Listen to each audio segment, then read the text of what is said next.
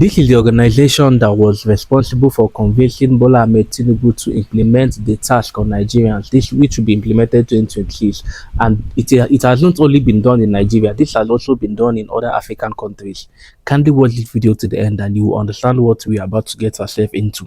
You know, funny go. The UN has been sending Western tax collectors to Africa to force the continent to pay their foreign debts, and this organization is called Tax Inspectors Without Borders. And if you think this isn't real, here is their website. They are implementing sales tax, minimum tax rates, taking African businesses to court for tax evasion, and they are bragging about the billions they collect from the continent. What the UN does is they send forensic tax auditors from the West to African nations to close loopholes, audit businesses, and implement tax laws that extract as much money as possible from the local population in order to pay back IMF and World Bank loans. And they are very good at what they do.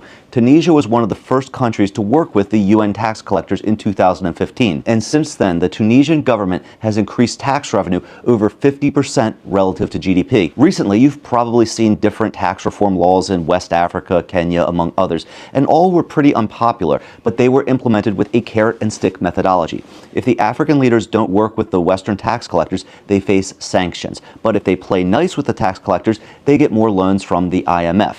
And you've probably figured out this game already. The West is getting the African nations to run up large debts, then training the African governments to collect the interest payments from the local population, and that money then goes to Western banks.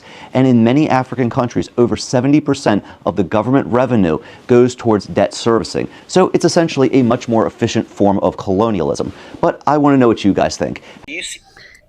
So if the government doesn't agree to, implement the task, the government will get sanctioned, and also they won't be able to be getting loan.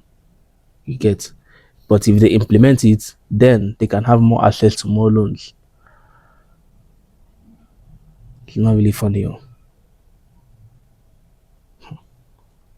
Tell me what you think in the comment section, I beg, because me, I'm just short of words.